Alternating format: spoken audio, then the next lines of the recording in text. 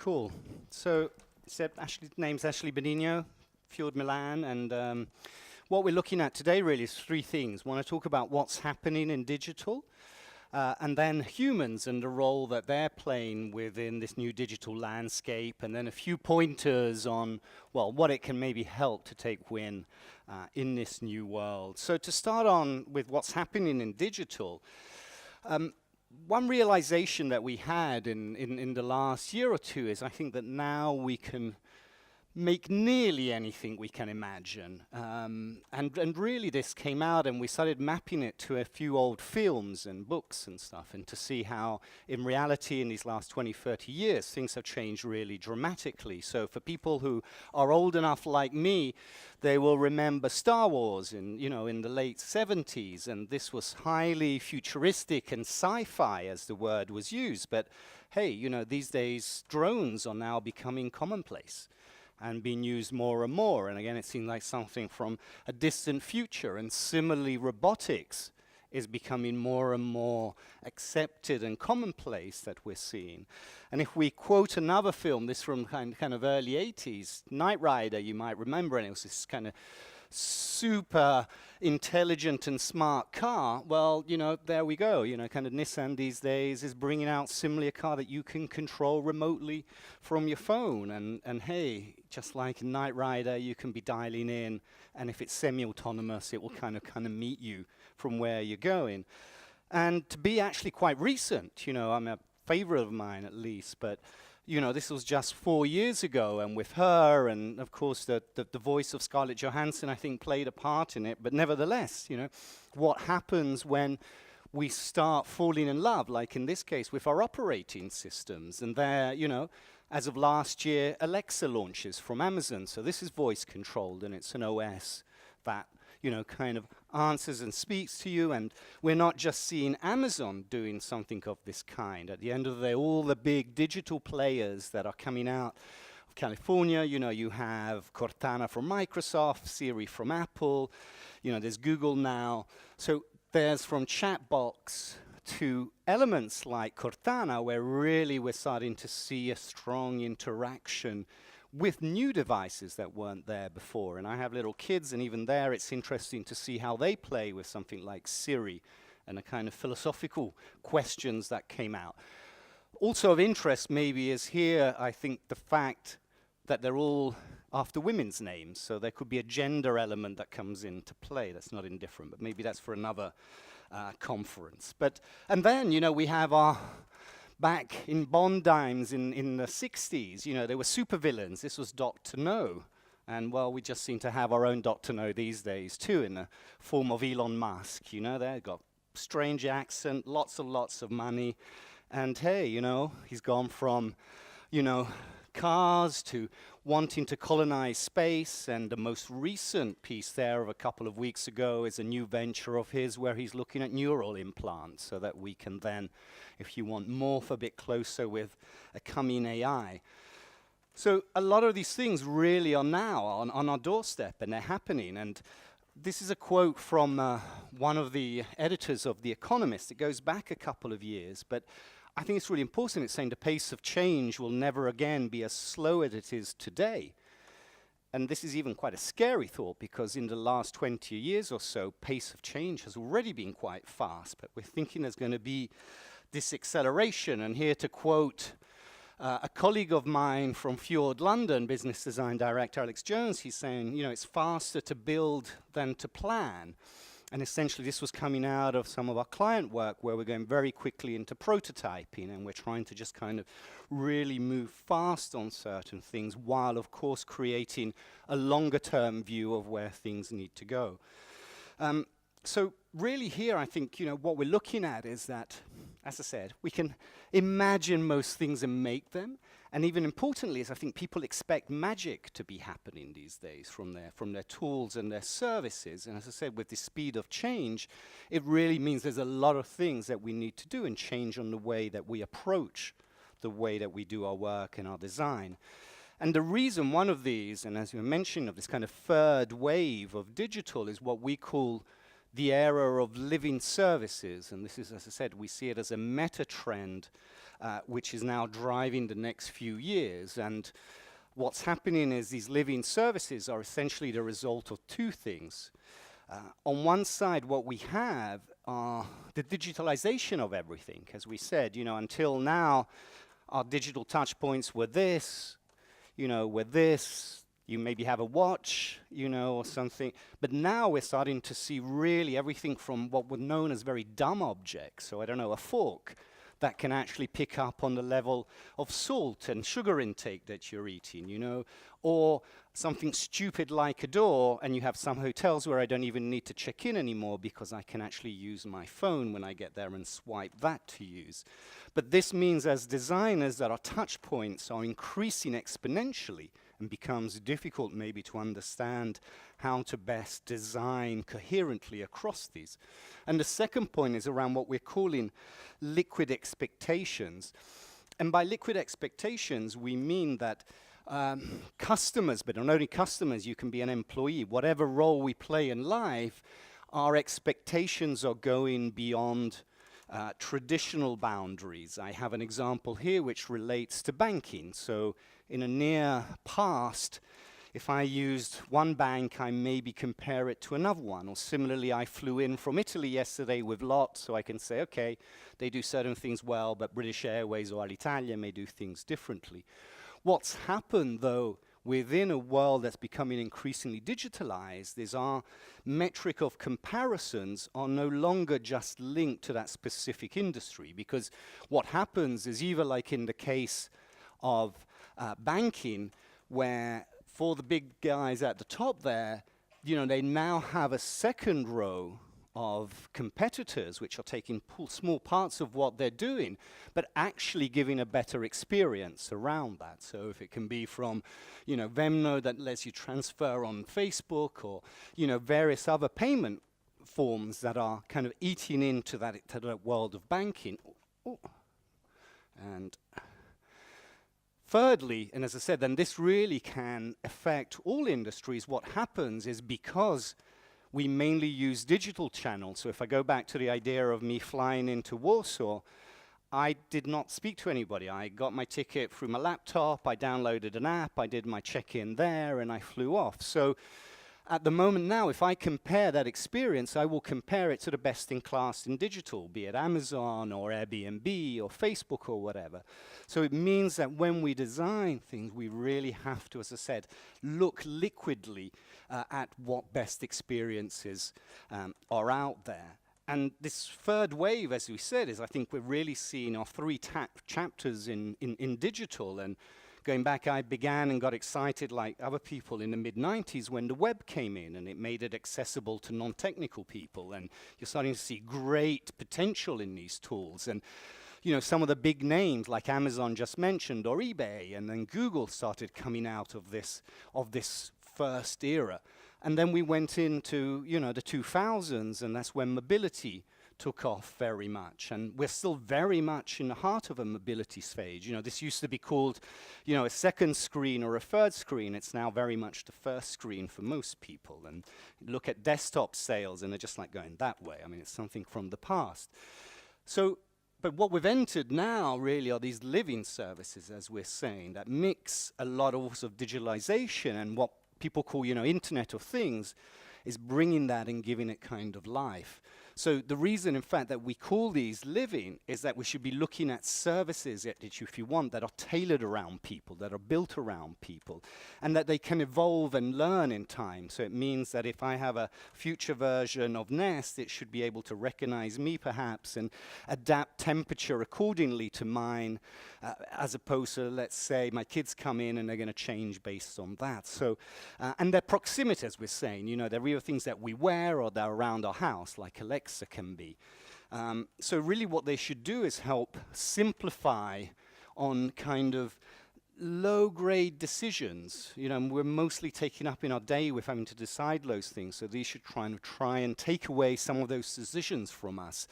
And then again, disrupt instead of being reactive, but be proactive in the kind of services that get used. So it's kind of moving beyond utility into something that can be a service. And really, we're saying this is not so much industries anymore, but we need to think of environments. So it's our homes, it's our bodies, it's family, it's education. You could continue, it's politics, etc. on this list. This really has implication that can impact very strongly.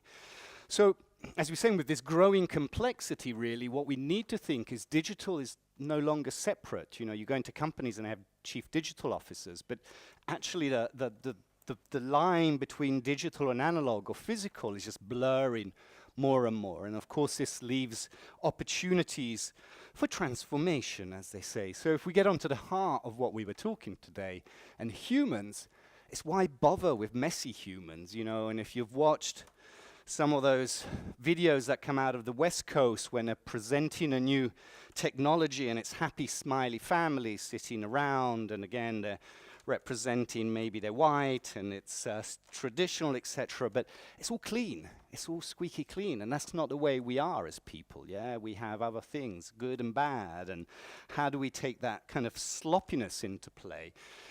And we're needing to do, and that's what we're seeing, big challenges in digital. This list comes out of some of the projects that we have done and we're doing in Fjord. So, it's things like, well, how do we reimagine a hotel experience for a new generation? Or how can we take a car maker and make them into service providers? Or, help people grow their money if they have it, etc., really. But what we're seeing is that while we can use digital tools, actually these are human challenges. It's how do we approach these from a human perspective, and what does that bring in? And as part of Fjord, as some of you may know, we were acquired about 3.5 years ago from Accenture. So we're part of a large consultancy at the moment. And what this kind of gives us is a 360 view on projects, because if you see kind of traditionally in a consultancy, you would have had a business element where you're reorienting things, and then you have a technological aspect of, shaping or flexing a platform. What we need, these do not go away, but what has been added and becomes more and more important is how do you delight people. So the experiential element of it becomes stronger and stronger. And if we look, so to quote our internal examples from Accenture, their tech vision that gets published each year, last year was very much dedicated to this idea of the primacy of people in a digital age and how we can reinterpret that. And some of the work that we have done at Fjord, where from Coles recently, mobile commerce, it grew 800% in usage. We managed to move it again from a 1-star on the various app stores to 4.5. So again, take a bad experience and make it great. Or as we did with Hutchinson 3 in Sweden, this was very specific to a phone bill. So again, a transaction that normally doesn't get understood very well, and we turned it into kind of a real-time infographic that benefited end users by being able to understand what they were spending their money on, where their data was going, etc. But similarly, it benefited the company because one of the things is that actually calls to their call center dropped by 50%. And those were mainly driven by people not understanding something. Or BBVA, so going back a couple of years, but again, moved transactions from mobile from under 1% up to, as you can see, over 35% in 3 years. So, of course, this is both driven by design, but also changes in culture and the way that we act. But we're also seeing it that the market is saying certain things. So, interesting to see how design-driven companies are actually coming up with higher shareholder return than other SAP 500s that don't have design at their heart. Or, a good old quote from Forrester that can never miss, really, but, people are putting more and more their point on that experience. And we're seeing, if you want, from, companies at the end of Gartner where customer experience has gone up to 89% of people seeing it as being primary in competition against kind of 36% 2 years ago. So there's massive changes happening out there, both for yourselves and your clients, towards how you can drive and help them achieve this. And if you think, digital winners are experienced. Out of these 3 companies, 2 were founded by designers, were among their founders. So it's very much at the heart of what they're doing. So again, to just recap quickly, you know, having this kind of liquid expectations around us means that also it changes the way we react to things, and we can be very cheaper or easier to get to these magical experiences. And at the same time, I think you can achieve a sustainable differentiation, which just through pure technology becomes very difficult to achieve. So how do you become experience-led, or how do we put people at the center? So as we said, it's to be experience-led.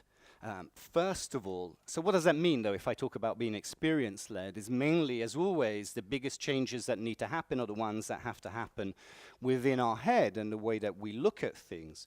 So one of them is, if you look, is we tend, from an Internet of Things world, we look at just what these things can do. So if a door is unlocked, you know, it will send me a message.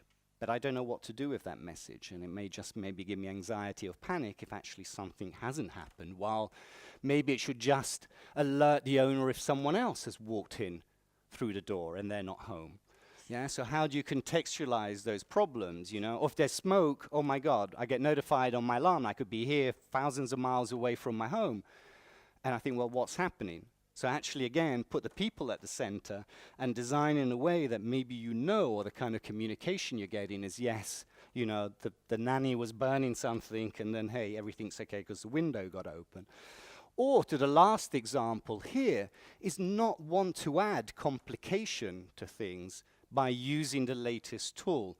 In this case, you know, why have a mobile app to turn on and off your lights when I can just go and click a thing on the wall? It's quicker. Or why don't I have sensors that come in? So, and this often happens in work where people are technology focused. You know, we'll go into customers where they will ask for an app or a certain thing, and then the question is, well, why? Why do you use that? Maybe that's the starting point of not just going and building for building's sake. And the other aspect, which is, again, a big radical change, is customer loyalty. If you hear a lot of companies, you know, and to David's talk before, if you saw it, when he was talking about McDonald's, etc., he said, you know, that it's 50 to 1. It was kind of interesting statistic where 50%, you know, 50 times is spent on bringing new customers in, and then of that, you know, only 1%, you know, of it is actually on retaining customers. So again, there's always this focus of going, oh, it's you're expecting, or clients expect their loyalty from customers, when actually, again, you need to turn that on its head and be loyal to customers in a way. So keep giving them services that actually are bringing some true benefits to them. The example that's used here was from some work we did with Turkcell, which is a Turkish mobile company. They were sponsoring a festival. And again, they didn't want to just leave it at pure sponsorship, but they wanted to be able to engage with their audience. Again, here a very difficult one being millennials. But again, so we kind of built a whole tool that was kind of helping them enhance their festival experience. And again, as you can read from here, we got, you know, out of 20,000 festival goers, kind of good 14,000, so 3/4 that downloaded this. And again, it led to kind of very consistent usage over time. And again, this is again due to, if you want, to service design of not just taking an app as a central thing, but the people. So going back to, as you probably all know, design methodologies of talking to people, researching, spending time with them, this is what then allows you to be able to design something that is in line with their needs. And this, if we want, is a massive question that's going to come up and is going to be impacting us more and more over coming years. You know, and it's about, well, do we replace employees with digital? And what's that? There was a question just now, again, from the previous session where they're asking, well, if this automizes more and more, what happens? So again, it's saying, well, how do we turn this on its head? And as jobs do change, how do you help change those jobs and also empower people that are doing them with digital tools? So again, here, this was from Telstra. It's an Australian telco company. And what we did, there was a big fragmentation within that, and essentially it was helping all their frontline staff to come together and have a tool that was making their life easier in what they needed to do. And I mentioned, I think, this one before in one of my examples, which was around this idea of moving from transaction to service. This was a very simple one, if you want, of bringing, as I said, your phone bill to life in a more understandable and comprehensible way. But similarly, this can be applied to most things. What I'm saying is any product you have is, again, a service waiting to be born. And more, if we look back to the experiential element, is how do you think wider on the things that you're building so that they kind of have the context within the situation they're happening in. And again, I think this is similar to the customer loyalty. You're expecting employees to bring stuff to the building, to your business. But again, things are changing a lot more, and especially maybe in younger generations where people are not looking for jobs for life anymore. Well, it's changing too fast. That's not going to happen. We call them tours of duty. You're looking for a new job because you're going to learn something out of it. You're going to get something out, and then maybe you move on. So again, as employers, if before it was like going, okay, now you're here, you've got to do, actually it's how we can treat our employees in a different way so that they remained engaged, and it's not just about the financial aspect, but it's about the learning, the community, the culture that comes with the places that we work in. And again, what we are seeing is moving away as Fjord is the complexity of a lot of our projects, where we are now looking at things like employee engagement or employee experience and helping, and especially if any of you have spent times also in large corporations, go on one of their intranets and it's like being back in 1994. So going back to liquid expectations, I am also wanting tools on my work that I expect in my kind of consumer life to happen. And then, again, there's a point here which links to optimizing in silos, and the idea of silos, that things are kind of obviously not talking to each other. They're vertical, they're in their own little silos. I can't think of another English word for it. But this happens a lot in a lot of companies, and what we're finding, again, that as a byproduct of working together and using design tools where we bring, yes, the voice of the user or the customer or the employee, but also of the stakeholders involved in this, be it top management, be it frontline staff, be it partners, whoever, it helps break down these silos, both internally. So again, we're seeing that when we bring, business, marketing, IT, etc., together in a workshop and playing with tools that are different from their day-to-day life, beyond maybe developing a concept for a new mobile strategy or whatever it is, what it does help is actually create conversations between the stakeholders in a company and have a single vision towards which to move. And here again is to make these design, as I said, for conversations is some work we did with Harvard Medical School. And normally, as you can imagine, this was for pediatricians, the language is very technical, it's very specialized. You've studied, of course, to be a doctor for years, so it's not going to be easy as a non-doctor to understand. And yet you're communicating and talking to parents of kids who have a need to understand simply and clearly, any potential problems or not. So again, what we did here was a way, again, using infographics, of being able to help a pediatrician not only then use his or her tools in what they're doing, but help communicate to the parents of these children in a way that was effective and simple and for them to understand, and where we're bringing things in.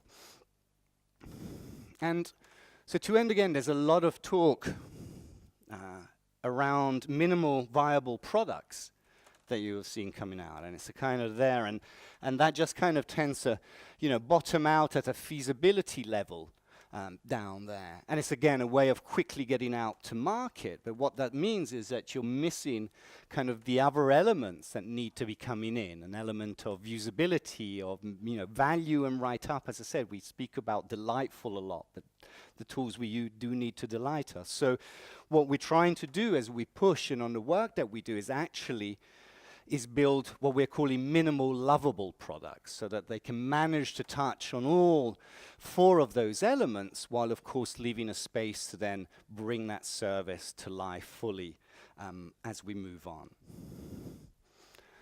So again, why be experience-led? Just to, oh, this is the same as the slide before, but the social nature I think is interesting here of digital, is how you scale to a human thing essentially.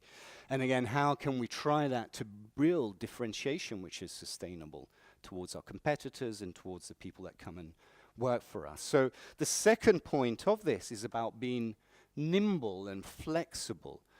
So nimble means, being able to move fast and with ease, and also flexible in being able to change and adapt based on the things that you learn across the way. So no more kind of long-term waterfall effect, but actually be very hands-on. And the way to do this often is to kind of start small. I mean, classic example here comes out of Uber, who took a local problem in San Francisco's with cabs, reinvented it, and in the same time kind of created a service that could be then applied globally as it is. Again, Uber's had a few problems recently. Again, that's a different matter, but this also shows how old ways of thinking impact on new services. And going back to your employee experience, it doesn't sound like Uber's is too good towards theirs. But it's how do we break down, again, these elements? And then it's about taking risks. And this is a very difficult question, thing to convince a client about, that you need to take risks in our days, because it's new worlds that need imagining. So we will design at times services like that BBVA, which was a concept for a bank for kids. It never saw the light. But again, it gave a lot of learnings on a wider collaboration that we had that then got used similarly in other things. And the Banca Sabadell, while is looking again at objects within the house, kind of Alexa-like, that can obviously then be giving you banking services. As everything, it means that there's an element of risk. This may or may not work. And again, it's learning from a lot of the digital giants. I mean, take Google with Google Glass and where that's gone. But probably elements will be coming and resurfacing out of those lessons that were learned. And then, good old customer journey here. But, it's about breaking down, as I said, those internal barriers. And again, the tools that we can bring as designers are very effective to this way. So whenever we're planning, like here, be it with a customer journey or a blueprint, if you're looking both front stage and backstage of what you're doing, are tools that are very effective, again, within organization, and keeping that common vision and seeing how all the component parts really go together on this. So, why be nimble and flexible? Of course, we're saying it's speed to market. This means, and again, it becomes more and more important. There's opportunities there that may transcend your natural barriers and boundaries. And again, this is reinstating it, but it's something that needs to be said. Digital is not separate. Digital is very much integrated into our life. And thirdly, on this, we're talking about connecting your assets and what you may bring. So, you start with what you have. We did a job with Argos, which kind of sells domestic appliances, TVs, etc. And what they had, if you want, beyond Amazon, was a whole retail network of retail stores that we could use, and we're giving them an advantage, a physical advantage over that. Or similarly, a lot of things that, I can't remember, the coffee.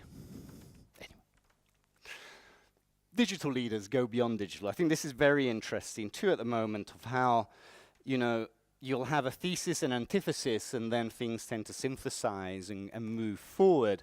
So a lot of pure players like Amazon, we would have never maybe imagined in physical spaces. And yet they are now using those and reinterpreting them, both by opening kind of selected bookshops, but act differently from kind of old school ones, so that they're more an element of curation or a way of showing and giving an experience of what they're offering. Or there's a startup that have been doing glasses, Warby Parker, initially were online, and again, they have been moving into the physical space. So again, there's not this feel that everything needs to be forgotten that exists, because at the end of the day, as humans, that's very much the space that we inhabit. And then lastly of these, I think there was an element around making the invisible visible. It's what we call the visibility paradox these days, of how more and more things that we could not see before, actually we can give them visibility. Be it again the example there from 3 on your bill, or it can be, you know, feedback that's giving you feedback on your physical exercise. Again, there wasn't elements there before on knowing, you know, how often I walk or sleep, etc., etc. So the invisibility of these things become very visible, and you can also say that the contrary is happening. Things that were before visible to do are becoming invisible. So the fact that you no longer need to, you know, type something in, but you can just say it, changes the way you relate to those elements. So why connect through various assets is saying, you know, value is created through ecosystems these days, so you need to be looking at the role that you're playing within an ecosystem. And again, this idea that elements that were dumb, that were stupid before, now by acquiring a smartness are actually joining this network and becoming, again, all further touch points within it. And as I said, this invisibility paradox is very much happening. And lastly, you know, the killer combination really towards thing is taking digital tools and applying it with kind of human smartness is what gives, if you want, a great combo there. So those 3 elements again are around being experience-led, being nimble and flexible, and connect your assets. So as my last 2 slides really to remind, you know, you have magical powers, incredibly. Yeah? It's difficult at times to bring them out, but they're there. And there is opportunity for transformation. It's happening everywhere. And if we don't grab it, someone else will. And again, you know, it's faster at time to build and prototype and iterate and try than actually go for long-term planning before kicking things off in reality. So what we think as kind of steps towards this is, you know, you can digitize your existing processes and experience, you know, and let machine do things that are easy to do at the end of the day, you know. And at the same time, while the machines are doing easy things, well, use that digital to enable your workforce to have, let's say, superpowers in what they're doing that they may have not had before. And again, this digital world can give us, if you want, the possibility to have new propositions and new values coming into place. And as we spoke of humans at the start, it's always saying, you know, start and end with people's needs. Whatever we want to call them, it's a consumer, citizen, employee, patient, whatever. It doesn't matter. Have those at the center of what you're doing. So thank you. And I think to your timing, that leaves... Perfect timing. Yeah. Thank you very much. Let me check the time. We have 8 minutes. So probably like 3 questions, if you have any. Oh, I'm sure you do have. Oh, people gearing up for the after party. Hi, I'm Eric from LiveWork. Thank you for your presentation, really nice. I was curious about your minimum lovable product. Could you tell us a little bit more about that and what it means in practice? For example, how do you know what's like minimum lovable? How can you sort of scale that, or where do you stop in terms of lovability? So on the lovability aspect, as I said, what we developed over the last year or so, and it was a big piece of work that we did together with Accenture, it's called like the Love Index. And it's a new generation, if you want, way of measuring kind of brand preference that takes into mind kind of a lot more of the digital experience and those elements, and kind of what we mapped, and it was a research done in Brazil, US, and UK, and it touched across kind of about 6 or 7 major industries, from automotive to retail to banking. And what came out, and then we also had a look at what the main brands that are loved by the people we touch. So as Fjord, we did qualitative research. Accenture came in with the big kind of quantitative machine. So we were seeing that, you know, if your major brands are all digital at the moment in kind of people's hearts in these 3 countries. I think US had Walmart as the only one, but you can imagine, I think, the kind of importance that may have in people's lives. And then we mapped, if you want, 3 or 5 elements that were coming into play, which we kind of acronized as FRESH, which essentially was around fun, relevant, engaging, social, and helpful. And obviously based on you know, the kind of industry that that was in, there could be indications. But say something like, I don't know, the hotel business. What we were seeing, that should be, unless you're traveling for work maybe at times, it should be a very pleasurable experience. You're on holiday, you're going to do things. And yet, the fun element, when we mapped it, was not as high as you would expect for something of the kind. So by using those kind of tools, it can give us indications on what that minimal element needs to be. And the other aspect is simply, again, not to take the technology as the kind of central point, but people's needs that then, if they can answer to that and build out. Thank you. Let me see your hands.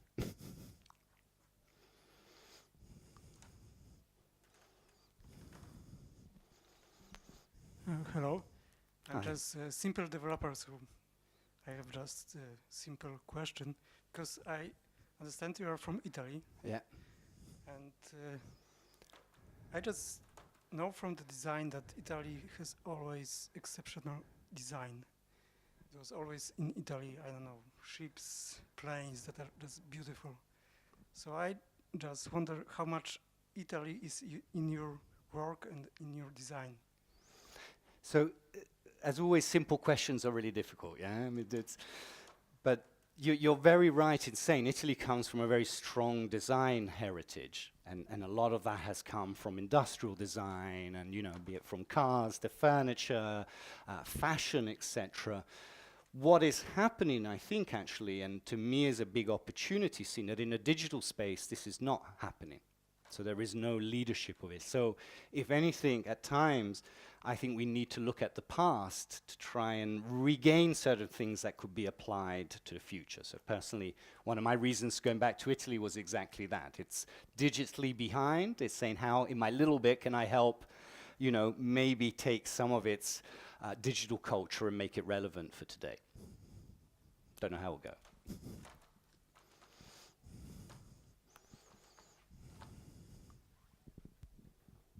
Hi. Hello.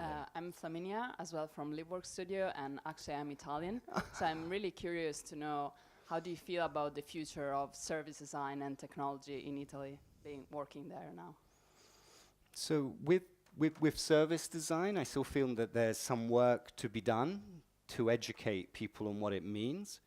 So again, often, I was just mentioning, if you want, let's say I won't say the name, a very famous luxury car maker. We had a pitch, we didn't win at the end, but they began by saying, okay, well, we need an app. And maybe, as I said, the group of these collectors of these cars may have been a 70-year-old in Japan or whatever, which is not because of his age, but it's like saying, well, do you actually need that or not? So again, it's bringing questions to the table of going, let's understand before we just go out and bring something to life. But there's a lot of movement happening in Italy at the moment. So so we'll see. Hopefully things will improve.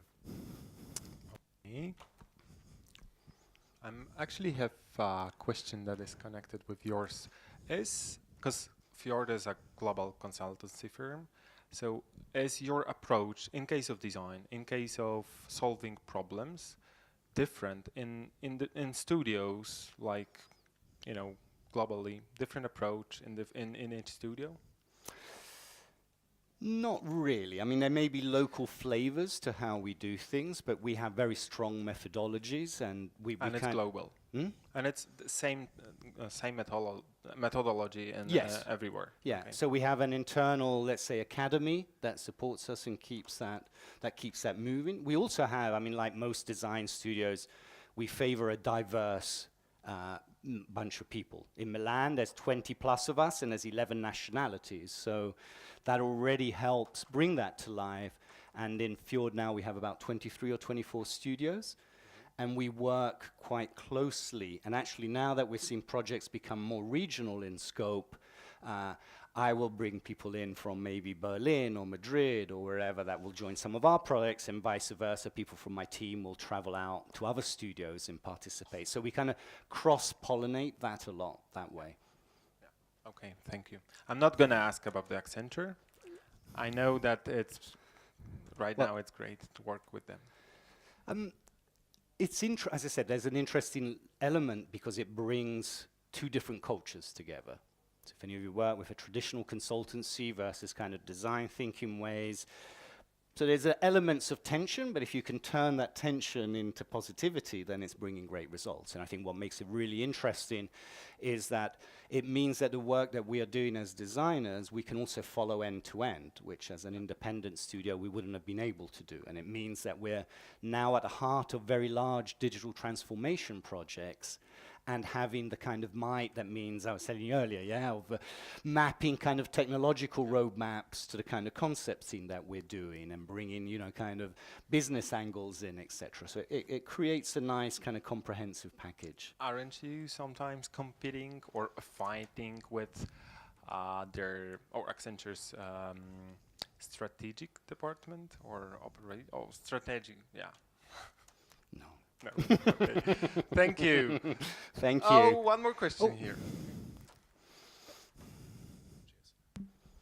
Hi, I'm Simon. Basically, a question on your methodology. A lot of what you were showing and briefly describing brings to my mind Jobs to be Done framework, and I'm wondering if you ever used it formally. And Which framework? Jobs to be Done, Christensens or Strategies framework.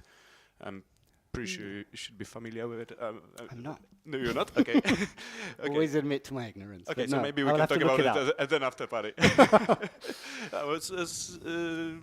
Basically, the key concepts are in line But with what you I were saying. imagine that some of the tools could be quite similar in that. Yeah, way, yeah, yeah. So basically, very, very human-centered. yeah. So I mean, Okay, so you haven't used it. Hmm? Can you tell us in brief what Yeah, your methodology looks like? Yeah. So the way we kick off with a discover phase, we call it. So that's our research phase, and we don't have researchers as I mean, we use our same team that's working on something. We'll follow all the steps. So normally we'll have, I don't know, in a classic one, a service design lead who obviously leads the project with a couple of interaction and visual designers, and they will do the research. Or research, as I said, will involve a lot of element of field work. So there's one-to-one interviews, both with kind of users and stakeholders. We do shadowing in places. So if you're saying we're working with bank, we'll spend time in their branches to see how that work, or we'll sit in on a call center for a couple of days. So a lot of kind of ethnographical tools. Once we kind of complete our discovery, we go into what we call a describe or envision phase. And that kind of tends to be the strategy, if you want, of the elements that come together, where we start, you know, bringing to life, I don't know, their customer journey as is. We're highlighting pain and PowerPoints on that. We're mapping it emotionally with a graph to understand it's based on all the different channels. The channels can be digital, but they can be physical. It can be an agent, just as it can be, an app. And based on all that, we will take that into maybe a customer journey to be, and we'll start linking kind of concepts to it. From that, we will kind of bring out a North Star. So what is the vision for what we're looking to do? And, you know, design pillars based on, okay, this service needs to be, I don't know, contextual, proactive, etc. So we have our building blocks all there, and that gets shared, and then we will take it into a design phase, which begins normally with us at kind of high-level concepting. It can start, it will normally end maybe with key screens on something, and then we will go into detailed design, and depending on, I think it depends on a project. Sometimes people will take it over at that element, or we follow it through, and then ideally work with developers to kind of close the loop. Is it happening that the research phase is longer in time than the actual design phase? They can be quite similar. I mean, it depends. We do projects, and again, there's a need for speed that's happening more and more. But anything from 8 to 15 weeks is probably quite classical. I mean, sometimes they just come off a 6-month project, but no, they tend to map, and we very much try and get. And it's important to sell that research in. I mean, most companies will come and they've done MPS, or they've got their Nielsen, and they've got a lot of kind of marketing material, which is great because it's beyond, let's say, doing field research. We also do desk research, of course, and we use our trends for reframing, but there's a need. Yeah, sorry, I forgot where I was going. one more, but that's the last one, sorry. Yeah, you told us in general how the process looks like, but could you give one example of the most challenging project in terms of like human digital relation that you were involved in? And there's the second part to this question, whether it's more because we are working in this field, were you ever did you ever had a project that was related to voice recognition and this field? Because this is quite new when it comes to the product design, and I was wondering whether you had any experience there. So to the first part, most projects, one way or the other, tend to be challenging. I think the main element of challenge is, again, the human element. So it's ensuring that you have comprehension of the things that you're talking about. So when people say, you know, experience design, customer journey, what do you mean? So it's first of all is establishing a common language with people. And again, you know, especially in large organizations, and as you see, we tend to work with large ones, there is an element of politics, which is not indifferent. So there's a lot of having to, let's say, soft skill design in bringing people together and ensuring that different places, so that tends to be a recurring challenge that appears. While with voice recognition or voice things, that's actually interesting question, because we're kicking off some research and some work on that on a moment of going, well, what happens, you know, on voice design, essentially. Unfortunately, I'm on a plane back to Milan, but we'll maybe back next year to talk about what we're doing in voice. Thank you very much. I hope you're going to come again. Thank you. Awesome.